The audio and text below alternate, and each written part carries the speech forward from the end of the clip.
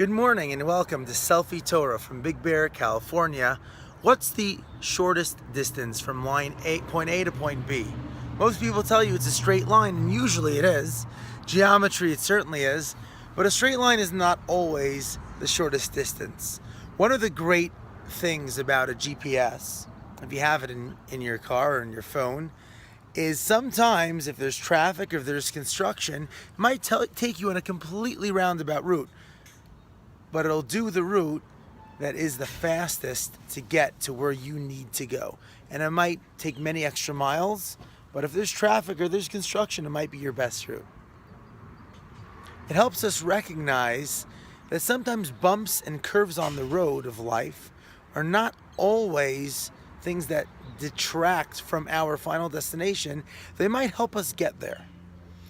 And in this week's Torah portion, we learn about that, the many travels, the many stops the Jews took.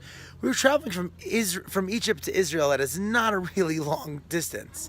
And a straight line should not have taken the Jews very long, walking maybe a few weeks. I haven't checked the miles. But they took 40 years, many stops, and they went out of the way numerous times. But that was the route that they needed to take to get to Israel, not because there was traffic, but because they weren't ready.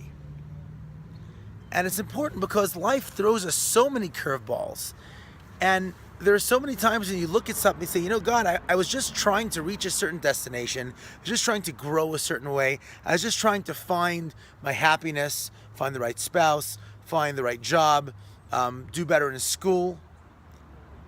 And now you threw this curveball and it's really hard for me. And what we have to recognize is that the quickest way from point A to point B is not always a straight line. It's wherever the GPS tells us to go. And hopefully with that in mind, we'll be able to take it in a more positive, happy attitude and grow and reach our destination with a great, great success. Wishing you a wonderful week, and once again, from Big Bear Lake, California, have an Agila Shabbat.